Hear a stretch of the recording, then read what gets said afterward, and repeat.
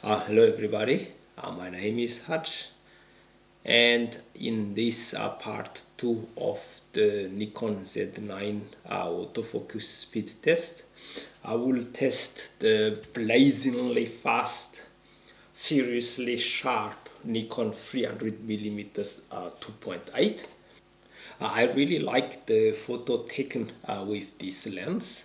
It had a very nice color rendering, and I do not use Lightroom to process them because Lightroom tends to wash all those nice color away. Instead, I'm using Nikon's free software, but that may be a topic for another video. So although I do not use this lens that often, it is actually my uh, favorite lens when going to the zoo, because the short minimum focusing distance allow me to use it even in a quite tight narrow places.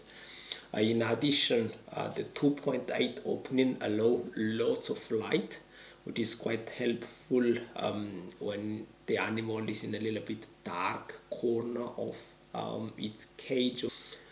Plus, a little bit more light always help to boost a bit the shutter speed or lower a little bit the ISO for image quality.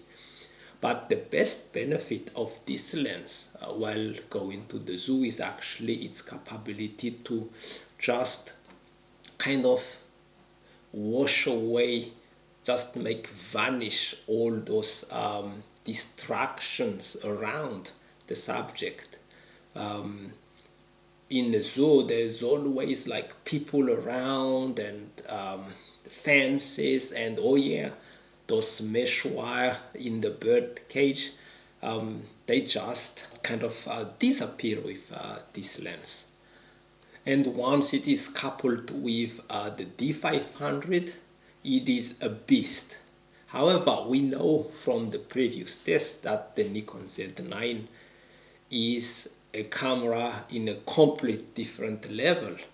So will the Z9 still be the king in this test, or will the D500 gonna regain its throne?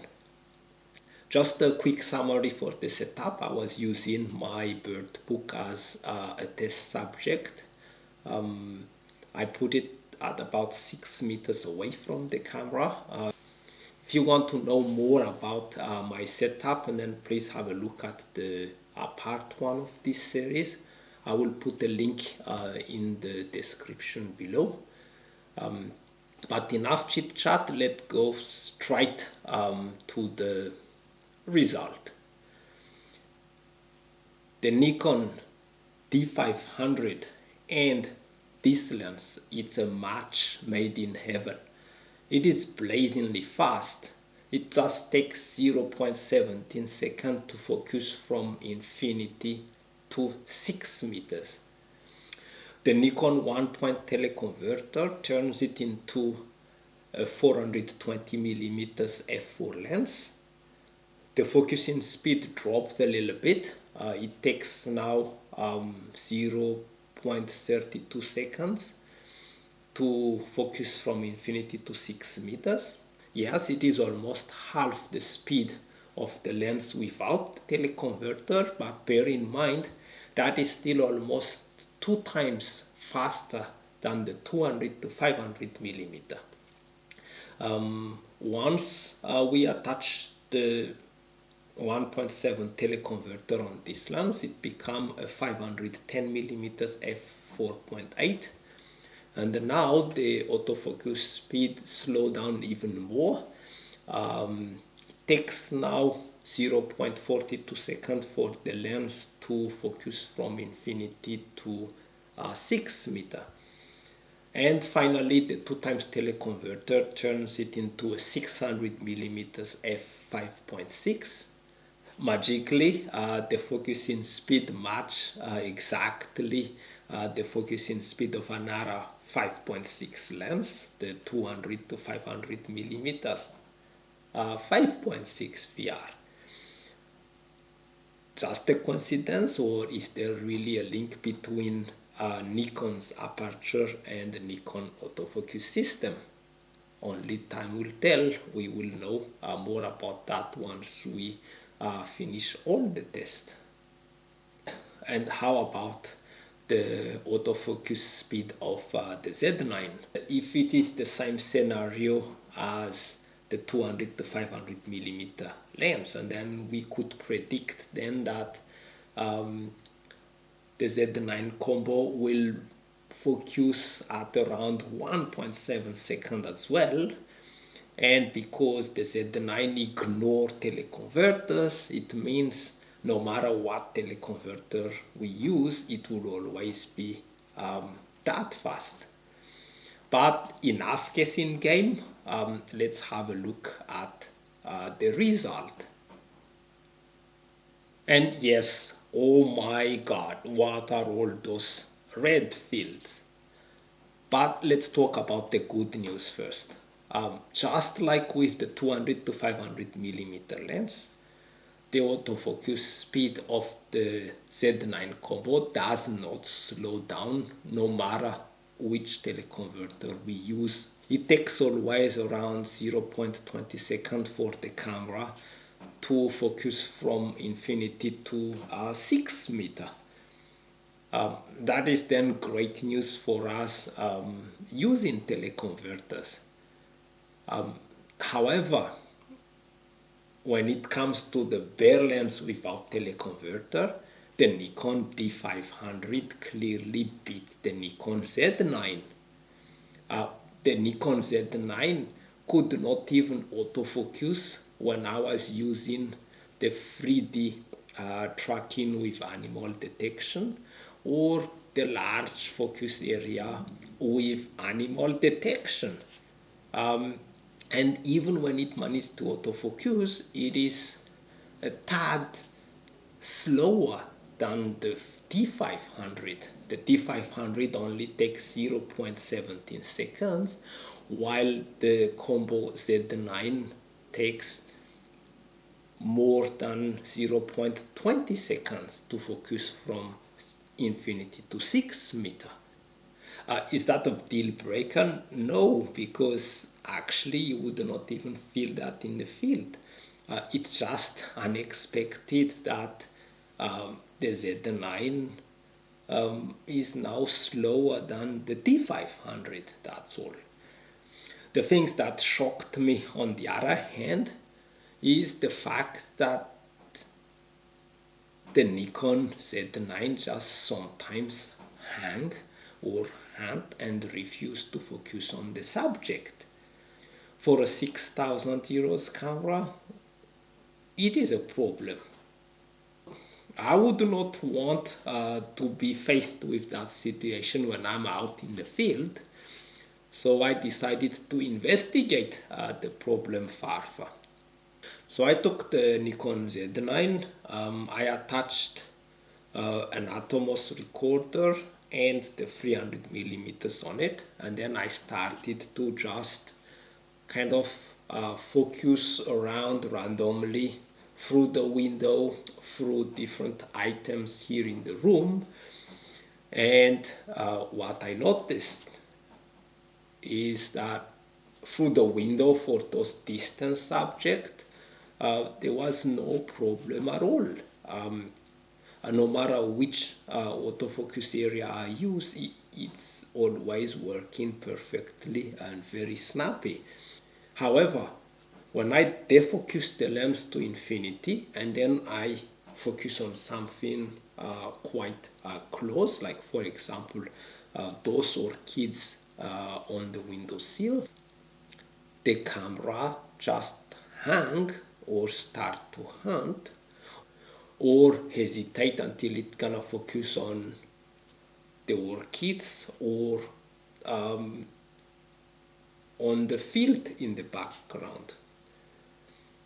So just my own opinion, maybe the camera just don't like to focus on a close range subject while setting to infinity.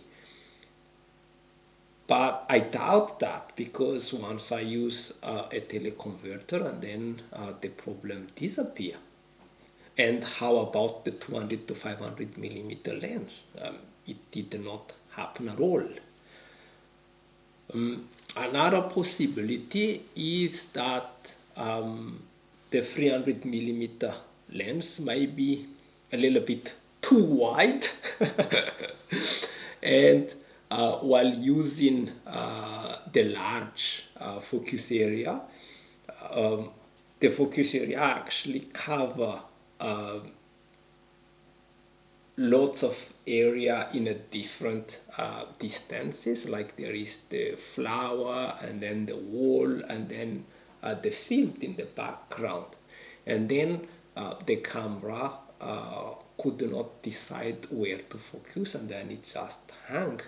And that might have something to do with the algorithm behind the autofocusing system of the Z9.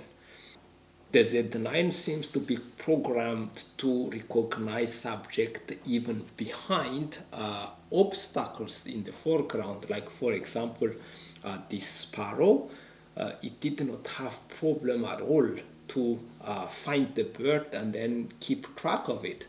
A DSLR camera would have been fooled by the branches in the front. But the algorithm is kind of a double-edged sword. Yes, it allowed the camera to recognize subject behind an obstacle, but it seems like maybe it also makes the camera sometimes confused once a foreground subject background is not very clear. And that might be the case with the orchids. The camera might have taken the orchid as the obstacle in front of the subject, and then it starts to look for a subject in the field which is also kind of empty, and then it just does not know where to go, and then it gets stuck. And sometimes it just focuses on the orchids in the front, and sometimes it focuses on the field in the background. Also, maybe the way I set the test might have aggravated this situation, because I defocus the lens to infinity. So basically what the camera sees from infinity to a closest distance is actually first the background, and then the midground, and then the foreground. So during that travel from the background to the foreground, if the camera is undecided on where the subject is, and then it just starts to hunt or just hang there and then do nothing. Well, I mean, seems like that's the way it is. If you know what the reason could be, please let me know in the comment below. If you know how to overcome such situation, and then I will highly appreciate your opinion in this matter. But just to summarize, I think it's good to know that things like this could happen. Nothing is perfect, and just changing the autofocus area or disabling the animal detection could solve the problem.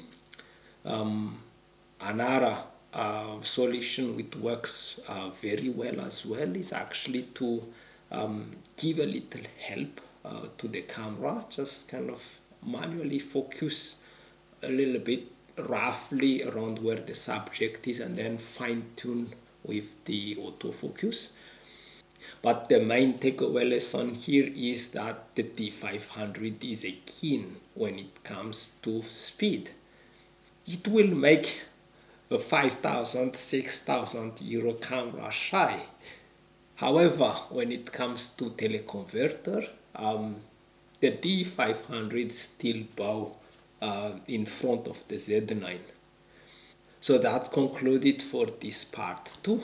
In part 3, I will test the Nikon 500 millimeters f4 VR G lens and the Nikon 600 millimeters f4 non-VR version 2 lens.